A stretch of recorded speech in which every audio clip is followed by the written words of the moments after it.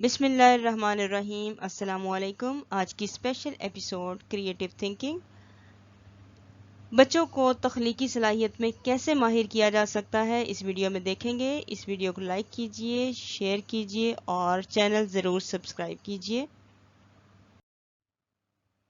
Creative writing, creative کا مطلب ہے تخلیقی، تخلیق کرنا۔ تخلیق سے مراد ہے خود بنانا یا سوچنا، لیکن مسئلہ تو یہی ہے کہ بچے سوچیں کیسے۔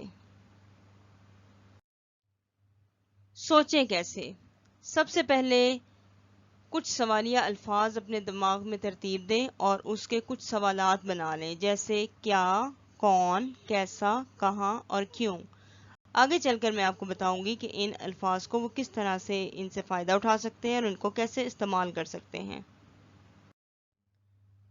مثال کے طور پر ہمارا عنوان ہے میرا پسندیدہ پھل۔ سب سے پہلے ہم اپنے پسندیدہ پھل کے بارے میں سوچیں گے اور اس کا نام تجویز کر لیں گے۔ موضوع میں آپ نے اپنے پسندیدہ پھل کا نام لکھا۔ آپ نے جس پھل کا نام لکھا ہے وہ کیا ہے؟ کیا اس پھل کے علاوہ آپ نے کبھی کوئی اور پھل نہیں کھایا؟ ان کے جوابات آپ لکھ سکتے ہیں کہ اللہ تعالیٰ نے ہمیں بہت سے پھل عطا کیے ہیں، مختلف رنگوں، شکلوں، ذائقوں کے ساتھ بہت سارے پھل دنیا میں موجود ہیں، لیکن مجھے یہ پھل سب سے زیادہ پسند ہے۔ کیوں؟ سب سے پہلے جب تحریر شروع کریں گے تو آپ ابتدا میں 2 جملے جس موضوع کا آپ نے انتخاب کیا ہے اس کے کچھ فوائد لکھیں گے کہ اس کے فائدے کیا ہیں اور ہم اس کو کیوں استعمال کرتے ہیں۔ یہاں میں آپ کی مدد کے لیے کچھ امدادی الفاظ لکھ رہی ہوں تاکہ آپ کو درمیانی حصہ کرنے میں آسانی ہو۔ اس کے لیے آپ ان تمام سوالات کے جوابات لکھیں گے۔ جس پھل کا آپ نے انتخاب کیا ہے وہ کس موسم کا پھل ہے، اس کا ذائقہ کیسا ہے، میٹھا، کھٹا یا ترش، وہ پھل پودے پر اگتا ہے یا بیل ہے اس پھل میں بیج ہوتا ہے یا گٹھلی، اس پھل کا ملک شیک بنتا ہے یا جوس، جیسے آم کا ملک شیک بھی بن سکتا ہے اور جوس بھی، لیکن مالٹا اگر ہم لیتے ہیں تو اس کا ملک شیک نہیں بن سکتا، اس کا صرف جوس بن سکتا ہے۔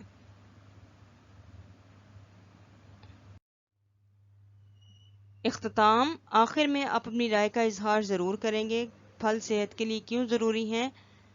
تو اللہ تعالیٰ نے پھلوں میں انسانی جسم کے بہت سارے علاج پوشیدہ رکھے ہیں اور ہم پھلوں سے اپنے بیماریوں کا بھی علاج کرتے ہیں، جسم میں موجود وٹامنز اور منرلز کو بھی پورا کرتے ہیں اور اپنے آپ کو صحت مند اور توانا بناتے ہیں۔